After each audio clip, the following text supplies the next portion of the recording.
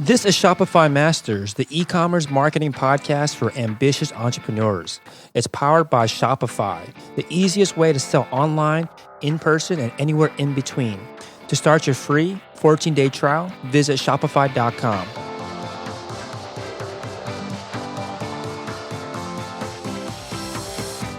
Hey entrepreneurs, my name is Felix and I'm the host of the Shopify Masters podcast.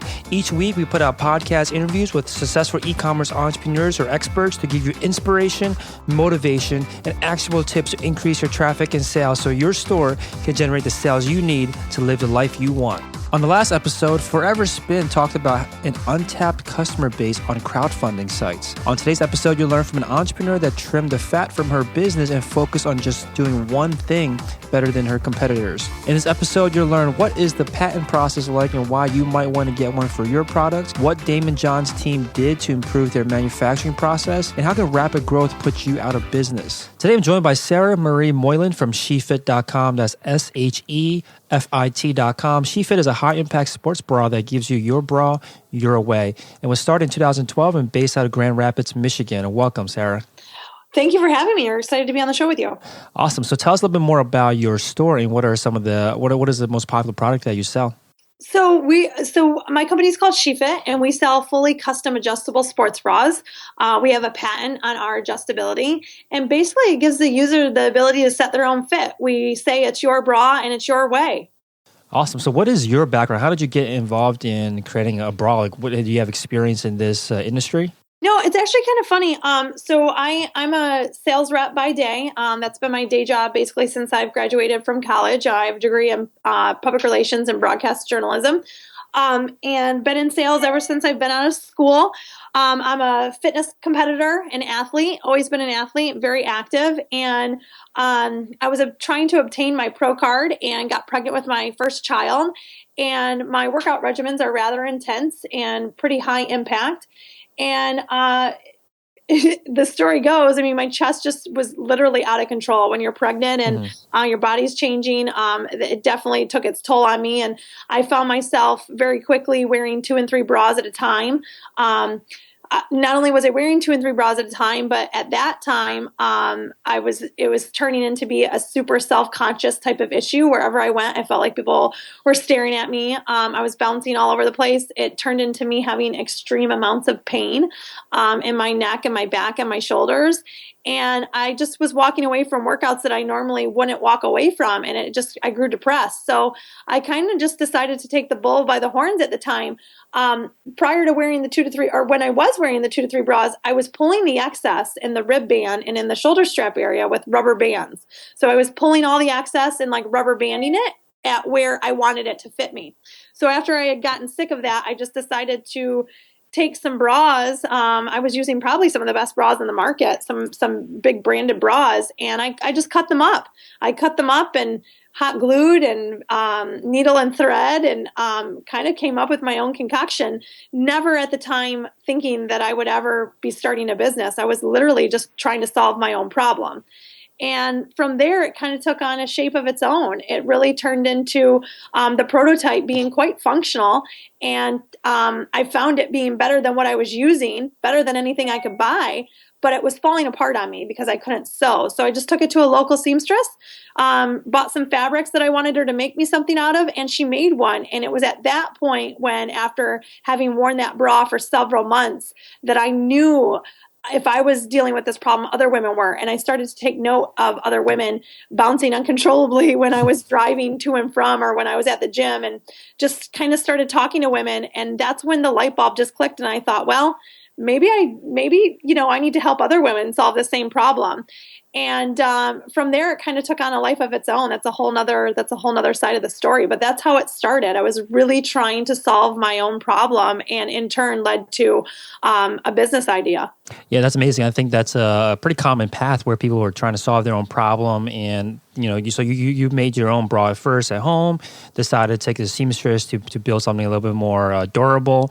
And then once you had that prototype, did you start talking to other women and asking them if they have this problem? Like, how did you know that it was, I guess, a validated business idea that is something that was worth pursuing? Yeah, well, at first, I've actually got my partner here in the office with me, he's working on some other stuff. He happens to be my other better half on most of the days, but he's Bob. He was on Shark Tank with me as well, and he just kind of rolled his eyes at the time. I had a full-time sales job, and I was trying to work with a patternist that was 2.5 hours away from me. We have a mutual friend that owns a dance recital company, and they make costumes. And I basically asked if they would let me use their patternist if I paid for her time, and drove to her because I needed to develop basically a product at that point. So for several years, I drove back and forth in between, day job, and he just always would roll his eyes and say whatever. And it was probably to the point when I actually had finally made a handful of them and passed them out to friends and asked them to use them. When they wouldn't give them back. And when they did give them back, they were like literally hanging on by a thread. And they were like, can you just fix this so I can have it back? When I think he kind of realized that maybe I was onto something too. And we just decided at that point to kind of dive into it and really give it a go. And that's when we explored the whole Kickstarter option. But we really did validate it first for sure. Even with the small test group that we used at the time, that was a little over 10 women. I really tried to pick women that they were friends, they were acquaintances, but not like really good friends. I wanted them to be honest, give me feedback. I picked women that I knew were spending a significant money on their workout equipment, and clothing. And that's kind of who I started with. And we validated that pretty quickly. From there, we kind of were got our hands taken and kind of under the wing of some really amazing mentors here in our community, and they just advised us to go to California, go to the fashion district, go see if you can find someone to make this and find the fabrics. And at the time, I had no experience. I was just really good at my day job, which was sales, and I decided to hop on a plane, and I thought it was going to be glitz and glamour and it was going to be beautiful, the fashion district. And I got there and was quickly awakened by the fact that it was not that, and I didn't know where to start. I basically paved the ground. I called a friend and asked her to come down and help me, and basically be there for moral support. And 5 days later, I came back with I found a patternist who actually had done a lot of work for another big company on the side. I got lucky. I was talking to a couple vendors at a very small zipper factory in the fashion district, and someone gave me her number. So I ended up connecting with a patternist. I ended up getting my fabrics all there, and then I ended up, through talking to this patternist, I had found my manufacturer. I came home and I did all of it over the phone. I never met my manufacturer face to face, which had come back to be a big area of problems, but one of the early on mistakes that we made for sure. But I came back with all those three things, put it together, did another small run of bras, tested a bigger group of people, and the same thing came about. They were all very interested. They wanted to keep the product. They wanted more. And from there, we decided to really give it the soft test launch with the Kickstarter campaign. That's awesome. So I want to talk about a few things you mentioned there. One of them is about testing. I think this is a step that a lot of entrepreneurs are at, where they are thinking about starting a business, but they want to make sure they do the validation the right way and do it at a smaller scale. So you say you start with 10 people at first, and then went with bigger tests from there. So what happens in these tests? Like, what are you looking for to get the kind of information that you need to make the business decisions that you ended up making? Like, how'd you set up the test? Like, what were you asking them? Like, what was the kind of interaction like? Up until this year, it's been a one-man team. It's literally been me, and then my husband at the time was just, helping me with the budget in terms of like setting aside the money and figuring out if we could do this. We've done everything on our own, solely on our own, financially by ourselves. So at this time, it was just me. I was a one-man show. So I wouldn't say it was anything too technical. I mean, I made a spreadsheet and I listed a bunch of questions down, and I gave them the bra and just asked them to use it until I got back to them. And then I went over the types of fabrics, what they liked, what they didn't like, what they liked and what they didn't like of the current bras that they were using on the market, what they would pay for that type of product. If I could change anything about it, what would I change? Just all the things that gave me the insight to making the product even better prior to going into our Kickstarter launch. I also had came home from the fashion district at that point, and I wanted some type of credibility factor to the product. So I decided to reach out to a local plastic surgeon who happens to be a globally renowned, well sought after thought leader in the breast aesthetic space. His name is Dr. Bradley Bankston. And I knew if I could get someone like him on board in terms of like stamping it for approval or giving me some type of insight as I built the bra, that would be even better. And from first meeting, he was blown away with the concept and the product and agreed that there was a major need for this. And not only post-surgically for all the post-surgical things that can happen in the breast sector, if you will, but also for just women in general, because any type of repetitive bounce over time creates sag in those in those Cooper's ligaments, which if you're young, if you want to protect your breast from sag, whatever it may be, you have to wear some type of good sports bra. And so we really had him on board from the beginning, and he really helped ask the right appropriate questions as well in terms of us building the bra. So we went back to the drawing board with the patternist. I redesigned quite a few things. I changed the fabrics, and we launched it at that time in our Kickstarter campaign with probably from when I had started with my first patternist to when I had launched that Kickstarter bra, we had probably went through at least 20 or so versions of the bra when we launched finally the Kickstarter one. And fast forward from Kickstarter to now, and we're now on our third version, of that original bra, which now I feel like we're finally at the point with the bra now where this version will become our staple product. It will become like the original bra that we will now build all of our styles from. I think that we've gotten it to the point where it just cannot get any better.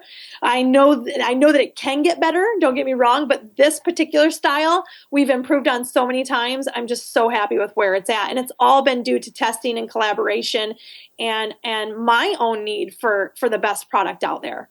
I really like that you partner with a thought leader for credibility. I think it's an important, not an important step, but I think it did a lot of things for you, right? Because now you had the backing of somebody that was a thought leader and expert in the space, and by being partnered with them or by having them associate with you, you borrow that kind of credibility from them. So can you talk a little more about this? I don't think this is something that a lot of stores do, but it sounds like it makes a lot of sense. Like, why did you feel like you needed the credibility? Like, what did you experience or what was going on that made you feel like I wanted to partner with somebody that was a thought leader, that is an influencer in the space or is an expert on the topic? Well, first off, I think when we decided to jump all in and like we knew we were going to start with Kickstarter, we stepped back and we knew we were building a brand. And so my biggest thing is, especially when you're dealing with, from my perspective, I feel like this is the most important piece of equipment a female athlete has. Before we put on our tennis shoes, our shorts, it doesn't matter. The first thing we put on, you don't even have to be an athlete. You can just be, that weekend runner or that woman who's going to Zumba class once a week. It doesn't matter. The first thing you put on to go do something physical is always your sports bra. It is literally a piece of equipment. So to me, I looked at this a completely different. I was building a sports bra brand, and knowing a lot more now than I know then, I knew that we really, in order to penetrate the market the way that I was hoping we could penetrate the market, we had to do one thing better than everybody else was doing it, and it had to have relevance behind it. And I just felt that by bringing in a thought leader like Dr. Bankston, it would just give us that credibility factor that yes, there's a need for this, and yes, from a medical perspective, it can help. And there's a lot of studies out there actually on sports bras, that talk to a lot of the things that Dr. Bankston talked about with women that don't even have surgical types of procedures. A lot of women that are naturally big busted, or women that just in general are not big busted, our breasts all move in the same direction and they all move the same way, whether they're big or they're small. And if we want to create the ability to not have sag down the road, one of the only ways to do that is to wear the proper piece of equipment. And so that is why from the beginning, I just thought it was really important to bring him on board. Now, stepping back, we have a patent on the product. So do we need the credibility factor? No. Do we need it as we move forward? No, but I just think that it shows the value that we're putting into the brand in the business when we're working on the types of products that we want to release to our consumers. I just, that's the kind of brand that we're building, that's been ingrained in us since we've started. And I just really think it's important that if you're setting out to build or be one of the best, products in the industry, then you really should be leaning into some of the best thought leaders in the industry as well. And that's kind of how I looked at it. And Bankston has been instrumental in that. And, obviously he endorses our product. So there's obviously a financial aspect on that end of it for him as well. But he also brings so much to the table for us. I think it's a win-win situation for the two of us, for sure. You said something there that earlier on that really stood out to me. You said that you knew you had to do one thing better than everyone else and it had to have relevance. Can you say a little bit more about this? Like, what do you mean by the one thing that's better, and what do you mean by the relevance point? Yeah, well, I think first off, when any entrepreneur starts out to do a business, they and maybe this could just be me, but you tend to have so many things on your plate that it's really hard to stay focused. When we launched SheFit and when we launched our Kickstarter campaign, we actually launched with a bra and a full line of apparel, which looking back was another one of my early mistakes because I was spreading myself so thin.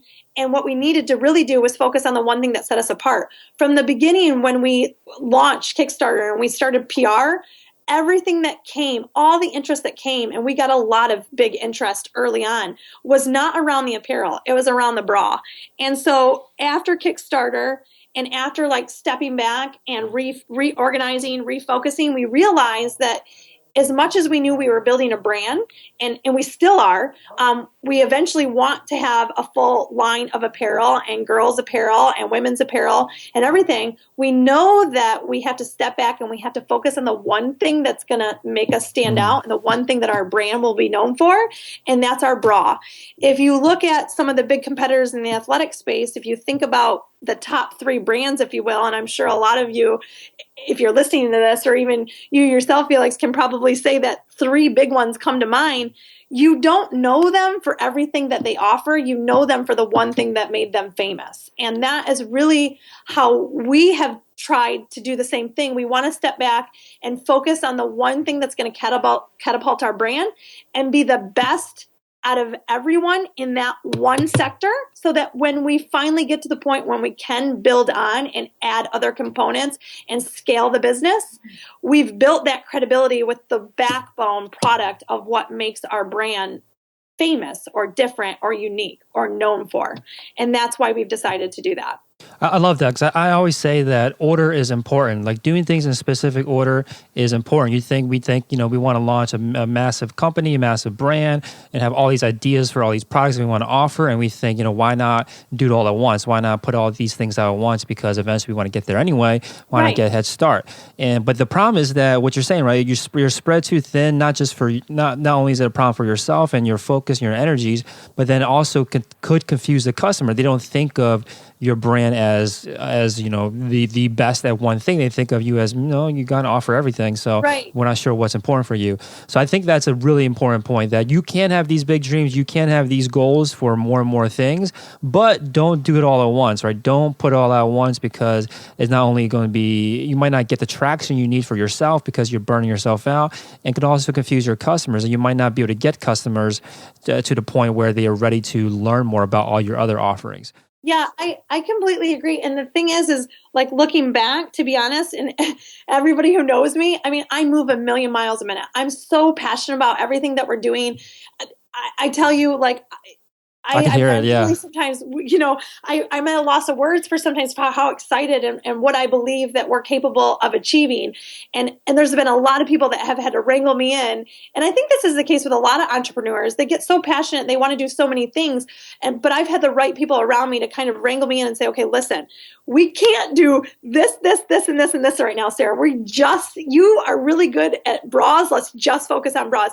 And so that's really what even now it's hard for me, because I already want to venture into a couple other things and I have to pull back and say, nope, I have made a dedicated commitment to myself and to my team and to the people that are on board with us to really solely focus on being the best in this space until we validated that and we're a player, and then we can dabble into some other things. And I really don't think, especially with our new partnership, I really don't think that we're very far away from that. It's a pretty lofty thing to say, but I think you have to have lofty goals and lofty dreams and aspirations if you're going to get there, because I have nothing but, I know we're going to make it. So we just need to, scale back and really focus and get there on the right terms. Yeah, I think that getting to that kind of attitude that you have, I think it's not only possible, but it's one of the best ways to adopt the kind of attitude you have is to have those wins early on. If you're, again, doing too many different things at once, you feel like you're not making any traction because you're making small incremental, gains spread throughout like 10 different things, and it never feels like you're winning anything. Right, you're just constantly running on the hamster wheel, and you can't be good at everything, from the beginning. And to be honest, like, those are some of our early on mistakes, is thinking that we could. So. Yeah, totally. And I was going to ask you next. I think this is obviously you feel this way. I feel this way, and listeners out there probably also feel this way. But then the problem is, saying it is a lot harder than doing it. Right? Killing off, quote unquote, killing off pieces of your company or things that you've already created, and even if they're not doing anything at all, because you put the work into it, it's really hard to let go of things that you've already committed, not even publicly, maybe committed to yourself, or start going down this path that you want to go down. So what do you do? Like, what did you do back then to say, okay, you know what, let's just focus on bras, let's cut everything else out? And then what do you do today to make sure you stay on the right path? Well, like I said, we early on, we lost a lot of money doing that too soon. We found that the traction, we had great feedback in the apparel. I mean, we sold out of our apparel so fast. We reordered a couple of times. It was to the point where, here's where the decision happened, and we decided to stick with it. Is the traction from a publicity standpoint, and the thing that was making us stand out, and where we were getting all this great feedback and PR and everything, if you will, is from the bra. Even though we were selling like crazy the apparel, people were more interested in the bra. The bra was getting us, the talk time, the interest, and so we found ourselves wasting. Even though we were selling it, we found ourselves wasting money. Trying to continue to leverage the apparel side of it and move into other things with the apparel. It was taking away from what really helped us define really early the core side of our business, which was the bra. Makes sense. And I heard this analogy before too. It's like a baseball analogy where it says that it's a lot easier to get someone or your company or your brand from third base to home than it is to get a bunch of people onto first base, because there's already a lot of momentum behind certain things that are already working. Focus your energy on pushing that and basically putting all your efforts behind it to get it to roll even faster. I think that's what you guys identified, was that people knew you guys for the bra, so let's focus on it. So maybe an exercise that other listeners out there can go through is to find out what your customers consider you as. Like, what are they, if you had to ask them to identify you or pick one product that they see you as, ask them that, or find out how they see you as a company, and then you should really focus on that, or cut out anything that is not related to that. Right, drill down. I mean, it's a hard decision to make. I did not want to walk away from the apparel. We get emails every day of people asking us, when are you going to have your shorts back in? Are you going to have that? And then people ask us when we're coming out with apparel. And so we know there's a need and a want there. But we just really feel that the best plan by far, like you said, and with probably any other company, is to do one thing better than everybody else, build the credibility, build the community, build the following, and then add that stuff in when the time is right. Yeah, and the thing is that it's going to be a lot easier at that point too, because if you already have credibility and people already know you as a brand in one particular product, it's going to be a lot easier to introduce a new one than starting everything from scratch, like we were saying earlier. I agree. And we don't just have the one bra. The nice thing about focusing just on bras is the fact that we can take our patented technology that makes us so unique right now. We can take that technology and parlay that onto a plethora of different styles of bras, which is what we're going to do. So as much as we're going to stay in that sports bra sector, or the bra sector, because that's the next space that we're kind of creeping into, is like, an everyday bra, is focusing on bras, and bras being plural, before, diving into the other stuff. So as much as, it might not sound as fun, just focusing on one product, it really actually is, because it's helping us to really develop our bra line. Makes sense. Yeah, you're going really deep into just one particular, type of apparel. That makes a lot of sense. So, what was the you mentioned a couple of times about the patent that you have? Like, can you talk a little bit more about that? Like, what is the patent, and what was the process like to get a patent? It wasn't easy. Again, we Bob and I didn't know about how to go about any of this stuff. We really had to figure it out all on our own. And thank God for a lot of the steps that, we ended up taking, and a lot of the looking back mistakes that ended up happening. Thank God they happened, because all of those have taught us so much. And it's all of it has been a journey to learning it out and figuring it out on our own. I mean, it's nothing for someone to pay a consultant to do a lot of stuff, but unfortunately in our situation, we didn't have the money to pay the consultants. And in the areas where we did kind of lean into some expertise to pay for, we found pretty quickly that they didn't care for our business as much as we did. And we ended up, getting dropped on our butts with a lot of things, or they weren't doing a lot of things. And we had to pick up the slack and figure it out on our own. And looking back at some of the best things that ever happened to us. But it's just been a cyclical circle, and we've been able to figure things out as we go.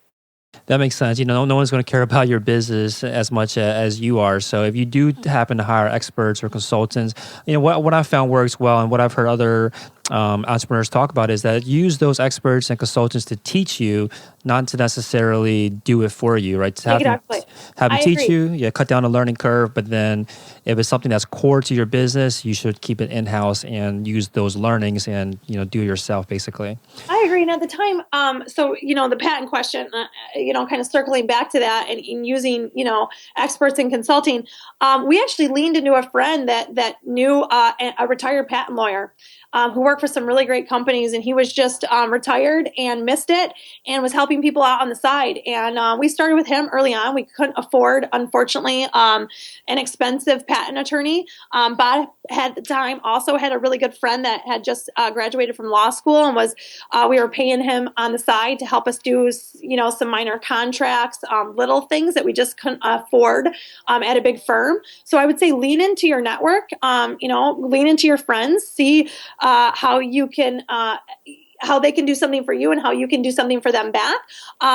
But this particular lawyer at the time started us with a provisional patent. The provisional patent definitely saved us some time. We didn't have the money to run right into a full-fledged patent.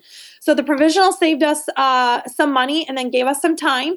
And then once the provisional was up after 12 months, we actually had the funds at that point to move on from him and to a different attorney, lawyer, and we started the patent process. It was a long process. We had to go back and forth with him on several things. We had to have the CAD drawings, all the intricacies of the product, clearly identified and marked. He at the time didn't think that we would get a patent.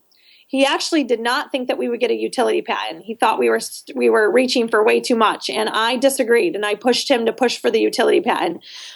He thought if we got a design patent, we'd be lucky. We ended up getting a full-fledged utility patent. It's that strong. It's a very, very strong patent. Can you just describe the difference between a design patent and a utility patent? So first off, the provisional just gives you protecting for that first 12 months, so that you've kind of got something on the books and you've got it on paper. It doesn't cost very much. It's a few $100s. After 12 months, that expires, and you basically have to decide what way you're going.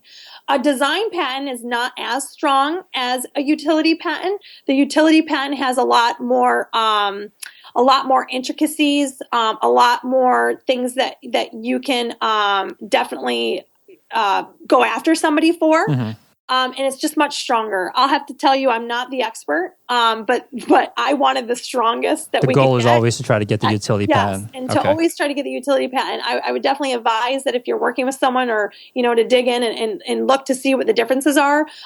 There's a little bit more money. It's probably more financially costly with the utility side of it, just because it is a stronger patent, and it takes a little bit more time.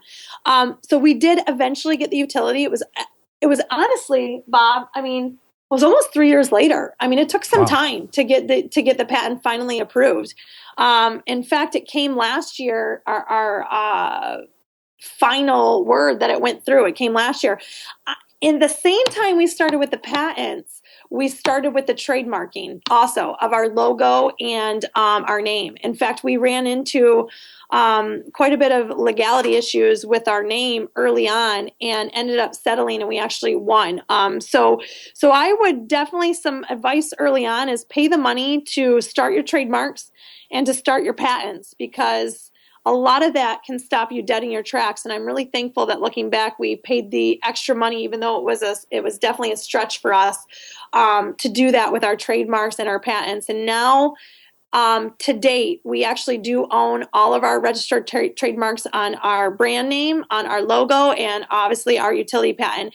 And the next few bras that I'm styling on and I'm designing and working on will involve some additional patents. So I'm really excited about those things. So the trademarking that you guys had done, was that what helped you with the I guess the legal issues that you had run into?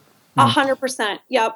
Yep, 100%. Now, regarding the patent that you had set up, how did you know that well, I guess for the patent and the trademark, how did you know that you needed this? Like, did you notice anything about the industry that you were in? Or like, if someone out there is listening and they're like, I don't think I need any of these things, like, what can they look out for to determine if they actually should go after getting a patent or trademarking their brand? Again, I'm definitely not an expert in that area. I've taught myself pretty well, and we've learned along the way. You don't need a patent. We had a lot of people tell us you don't need a patent to do this. We just felt that if we were going to play in the space that we wanted to play in, which was building a brand that eventually would be, we are building, then I believe one of the next greatest, fitness apparel companies. So due to that, I wanted to make sure that we had a leg to stand on. I knew that once this product hit the market, that I don't think we're very far away from seeing another brand come out with a similar type of bra like we're doing, which is why we felt it was smart to spend the money on the patent so that we could have leverage with that down the road. And so that's why we decided to do it. Even when we were pitching in the tank, when we made the deal with Daymond, there was a lot of banter back and forth with Lori and Daymond around the whole patent question. And, he had even said, listen, I've built, a very lucrative brand with t-shirts. I didn't go do anything new. I just did something different and better. And so what he was trying to say to Lori is, I'm not hinging my decision on whether this patent is strong or it's not, or they get it or they don't. Because at the time when we pitched, we had just gotten the approval of the patent, and she was questioning, whether we had or not. And so I think there's a lot of things to say around what Daymond said, because I think it's true. I don't think that you need the patent. Looking back, I don't think we needed it either. But it was just something that I felt like if we were going to pursue moving this into the Catapult brand that I know that we can grow this to be, I wanted to have that leverage. Because you never know. You have to be smart as an entrepreneur. I have no plans of an exit strategy. I have no plans of a buyout, but I'm also not going to be naive and stupid and say that's not an option. I think if that is an option for us at some point, if it is, I have no intentions of it being so, but if it is, I think we have a much stronger case with a patent, for sure. Makes a lot of sense. It's one of those things like insurance where you don't need it until you really do need it, and then that's when you really want to have had it. I agree. And to be honest, the other thing is every time we talk with an investor, when we were in the tank, when we've talked with other VCs, I can tell you this is the one thing that is asked very early on. Do you have a patent? Because I think they see value in it as well. Does it matter then if you are in that provisional patents stage? Does that also give you any weight at all when it comes to talking? I don't think that gives you any weight. I just think that it shows that you're smart enough to have started the groundwork to get the patent started. Right. Because if you don't have the money, the provisional gives you at least 12 months to come up with it, and at least protects you at that date. So when we, if something ever down the road comes, we have an extra 12 months, on us to prove when we actually started this concept. Okay, makes a lot of sense. It just gives us buying time. The provisional just really gives you buying time. Right. Cool. So let's go back to the very beginning then of you starting the Kickstarter campaign. So you said that you drove back and forth for multiple years, 20 versions of the bra before going to Kickstarter. How did you know that it was ready? Like, I think this is a stage that a lot of entrepreneurs are in, the cycle that they're into where they spend many years, like you were, in their lab or on their side job or as a side project, trying to build something and iterating over it, and maybe they never come out with it. So how did you know that it was ready to go and to put out onto the stage like Kickstarter? It's a really good question, because here's the thing.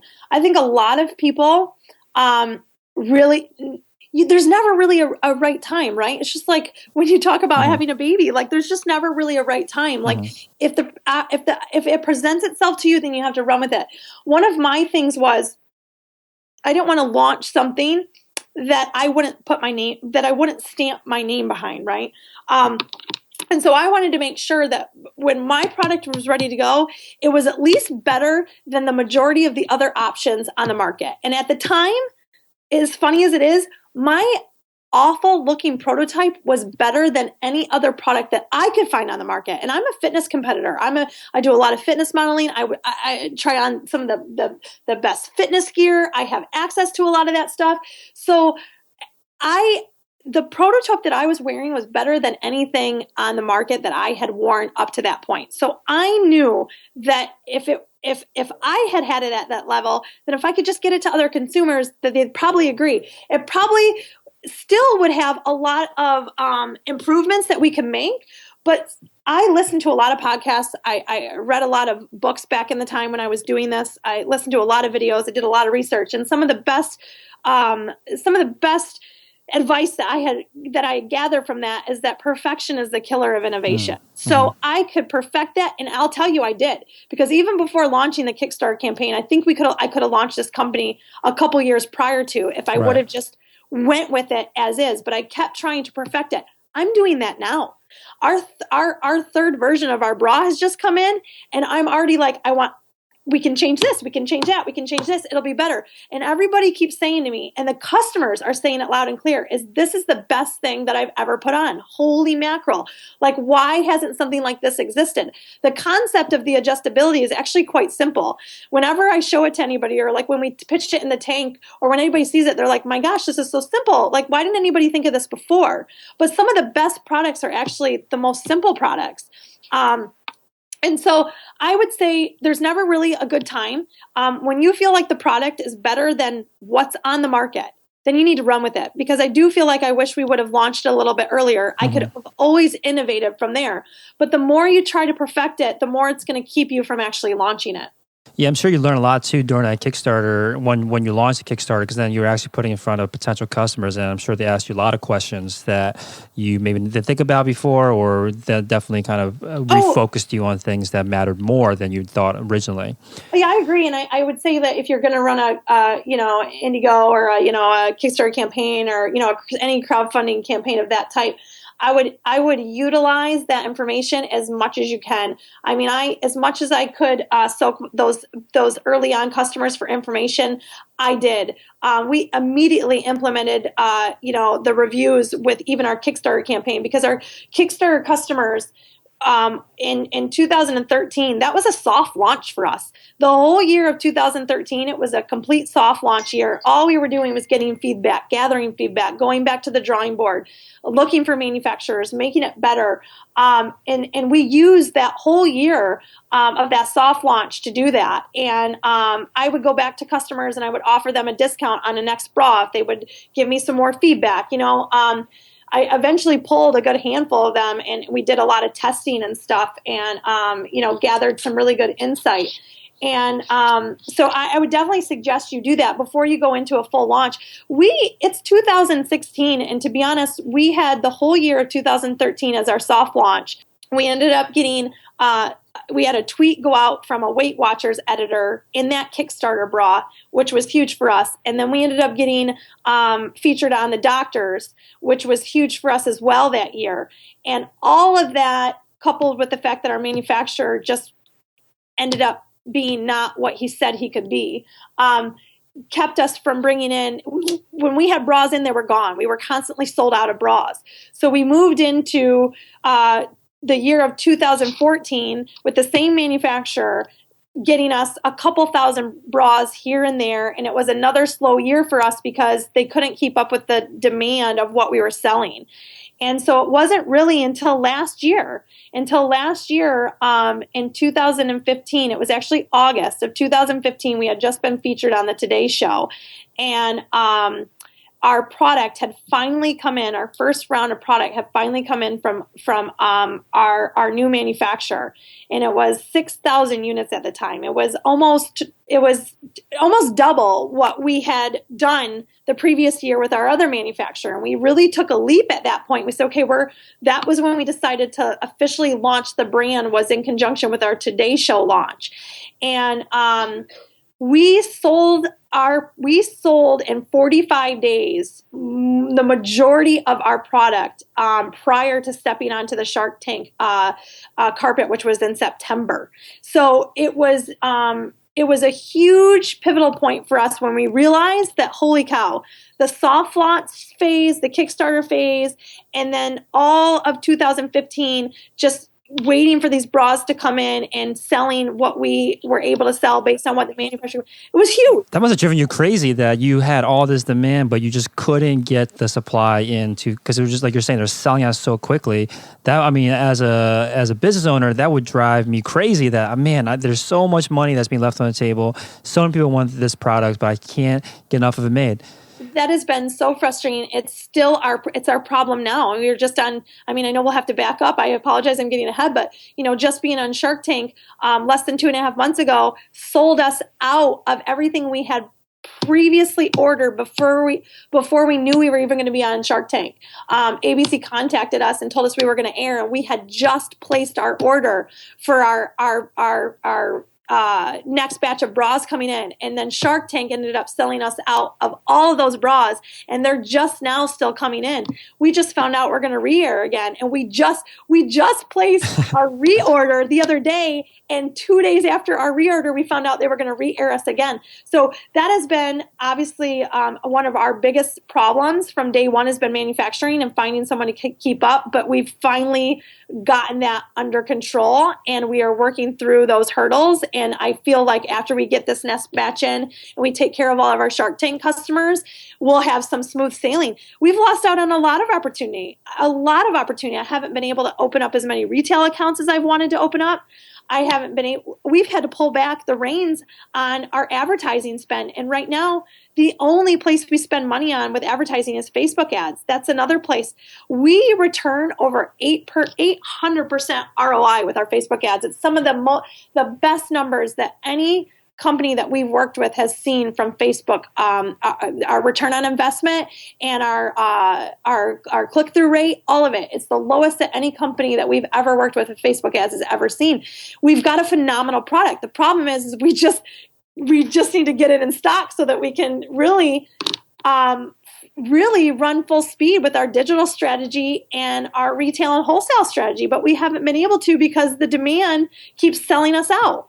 It's crazy. Yeah, when you see all these things that you could be doing that actually that are not risky, that are going to guarantee a ROI that's going to be worth the time, but you just don't have, but the things that are required just kind of out of your control, how do you grapple with this? Like mentally, like you're thinking, man, there's just all these things I could do for the company and all these things I could do to generate positive ROI, but it's just not the right timing yet. Like how do you not be impatient, I guess? Okay, that's really good because I can hear some of my staff like probably laughing. Impatient. I'm so impatient. I want everything yesterday. I'm a very aggressive. That's how I've always been in my sales job. That's why I always do well with every company I've ever been with. I am super aggressive, and when you give me a task or when I put a task on my plate, I do not stop until I achieve it. And it has been really hard because we are missing out on a lot of opportunity. There's been a lot of opportunity. We almost had to pass up Shark Tank. Wow. We almost had to pass up Shark Tank because they wanted us to tape in June, and we could not at the time because we were waiting for our inventory to arrive in August. And that's been our MO since we've launched our brand. Is there's so much opportunity we're missing out on. We deal with collegiates. We have collegiate accounts. We have so much opportunity with our collegiate accounts, with our retail accounts, with big box chains, and we can't do any of it right now. Our biggest thing is we don't want the growth to put us out of business either. We know that we have to have slow, controlled growth. And so slow, controlled, methodical growth is going to come with us making the right decisions internally, which, by the way, we have a phenomenal team. That's a whole other thing we need to talk about. But we have a phenomenal team. And we need to make the right decisions that will keep us from growing too fast, because at the end of the day, we have one priority, and that is to take care of our customers. And right now, a lot of our customers don't think that we're doing a very good job because they're constantly having to wait for our product. And they're waiting. That's a crazy thing. We have people that will wait. When we launched Kickstarter, we had people that waited 6 months to get their product because our manufacturer, kind of dropped us on our butts. And we had people that waited. And so we want to make sure that first and foremost, we're always doing the right thing by the customer.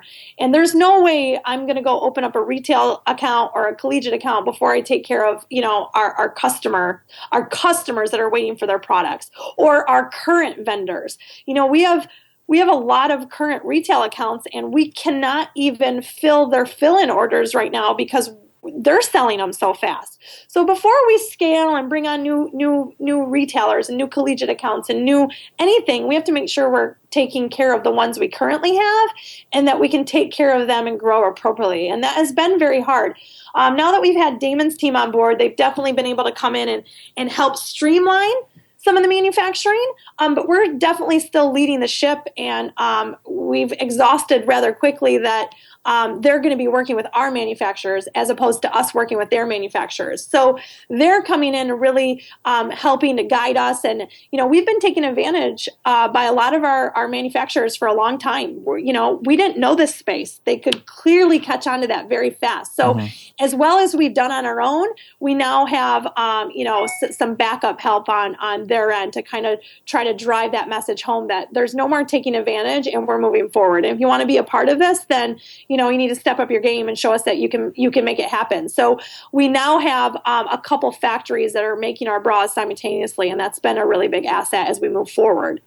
Yeah, that must be amazing to have that new added leverage that you didn't have before. And one thing you're saying was that really stood out to me was that growth can put you out of business. So can you say a little more about this? Like, what do you mean by that? Because a lot of entrepreneurs are thinking, man, I can't wait to be growing really fast and bringing all these sales in. But you're saying that if you don't almost have like a slower drip on it or control that growth, it can put you out of business. So tell us more about what you mean. Like, what are some examples of that happening?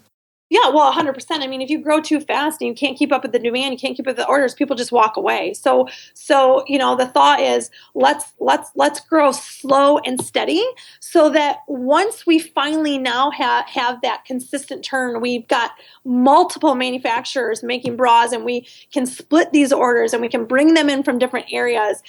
We can break down.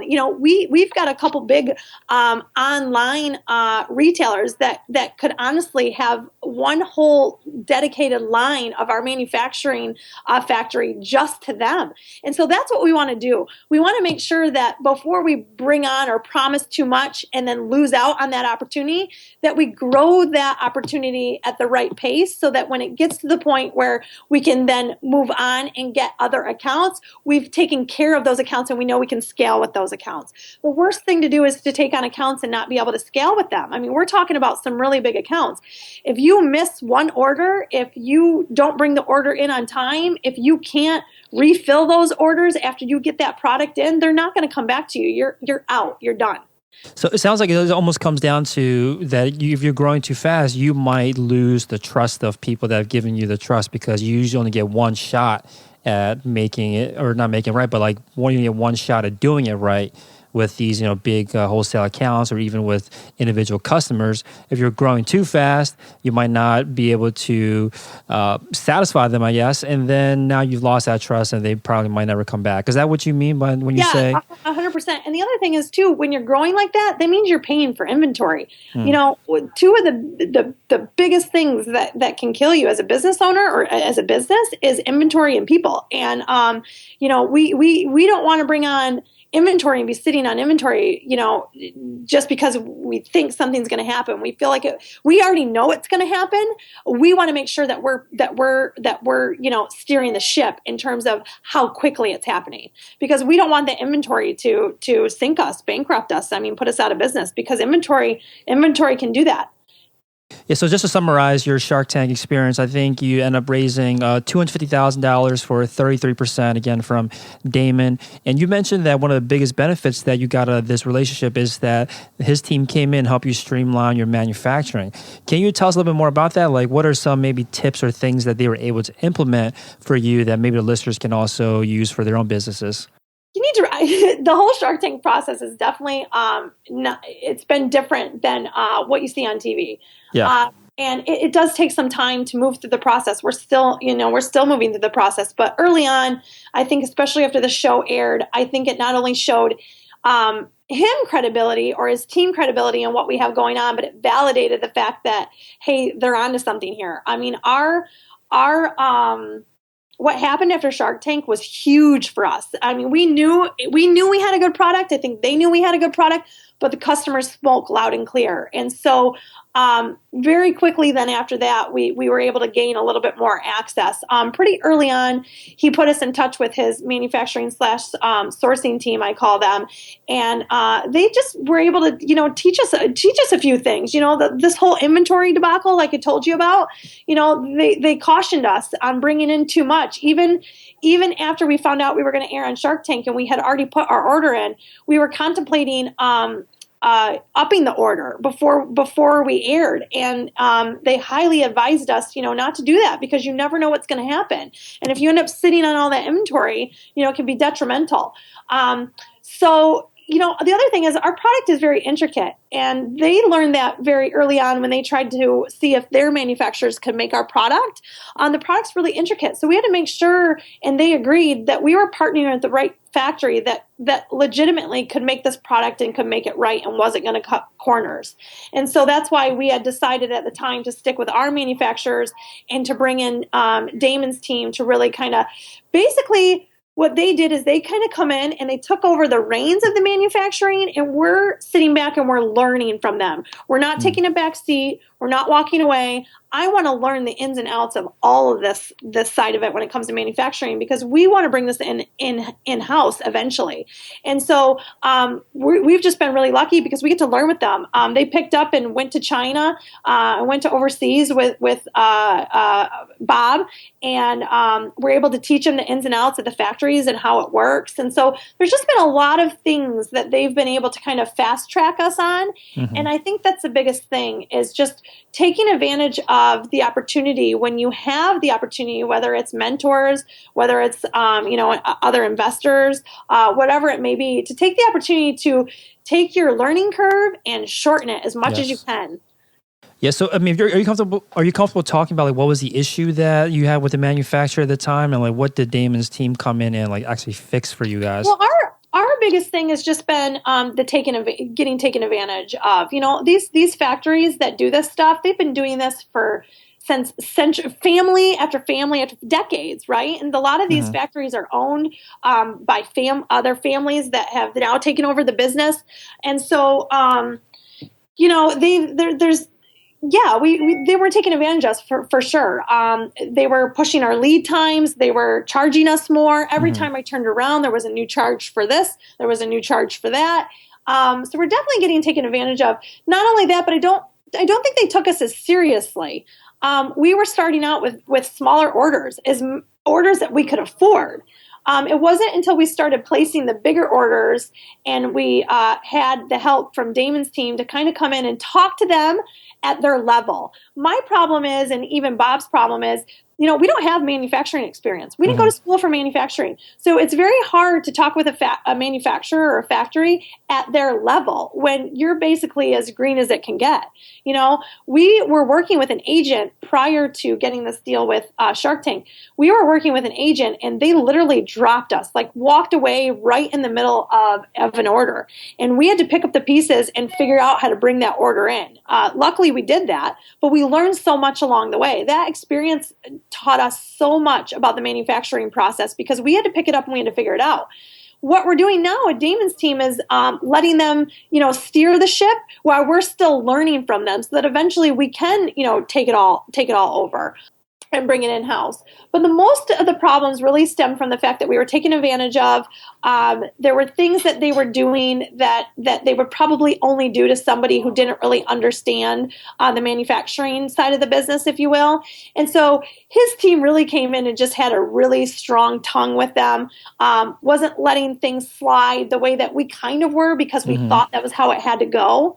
And so I think those are some of the biggest things is picking up those pieces for sure.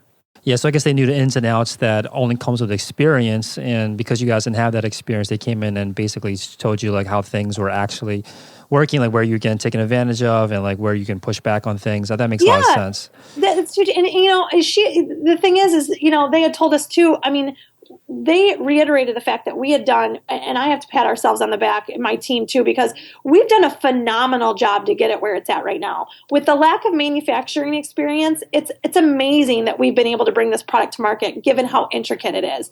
Because we've been turned down by so many factories because of the intricacy of the product, and they want us to change it and do this and do that.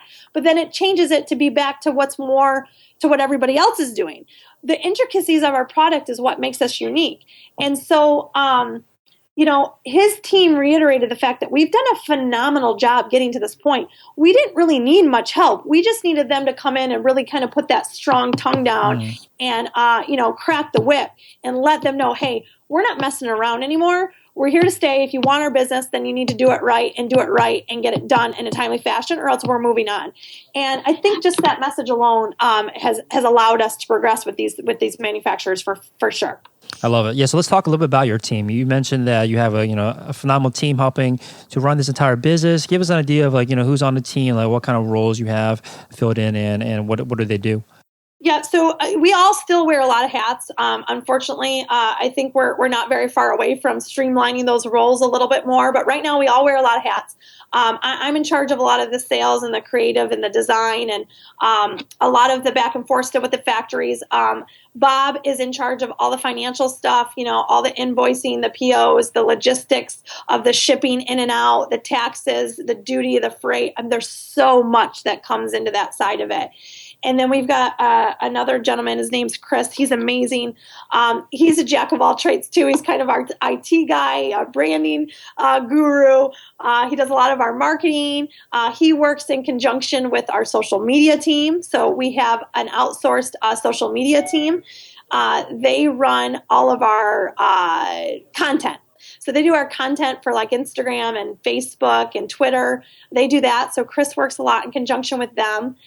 We have another outsourced team that does, so our social media team, 834 Design, they're amazing. And then we do our Facebook ad spend and our strategy and all of our digital implementation along with our website build with Hawk Media. And they're amazing as well. And so Chris kind of does a lot of back and forth with them. So we outsource that Facebooking aspect of it that drives our sales, and then obviously our IT stuff. We outsource the social media stuff. They're dabbling in some of our PR. They've done an amazing job with our PR. 834 has as well. And then internally, the team is Bob, myself, and Chris. And then we also have another girl that we've just hired out of college, Liz, and she runs our shipping department. I was running all the shipping and doing everything on my own for quite some time. And that's finally been really nice to be able to employ someone that does all of the shipping. So she does all the returns and the exchanges, all the cleaning of the bras, all the shipping of the bras. She does all of that stuff. And then we also rotate through 3 interns. We have 3 interns that have actually been quite amazing. They answer phones. They help with PR. They help with branding. They help with a lot of stuff. So the interns have been really great. Right now, all of us are just focused on shipping and getting product out that's coming in from Shark Tank. So all that stuff is coming in batches. So we all kind of sit around the clock and ship and then go back to our jobs. We also just hired an additional person. We're really excited about her. She's going to be doing a lot of our logistics and our customer service side of things. Our customer service is starting to get really, really overwhelming for just one person. So we've decided to hire her on, and she's going to be taking care of that. So, our team is quite amazing. One thing that, advice I got really early on is to put the right people in place first.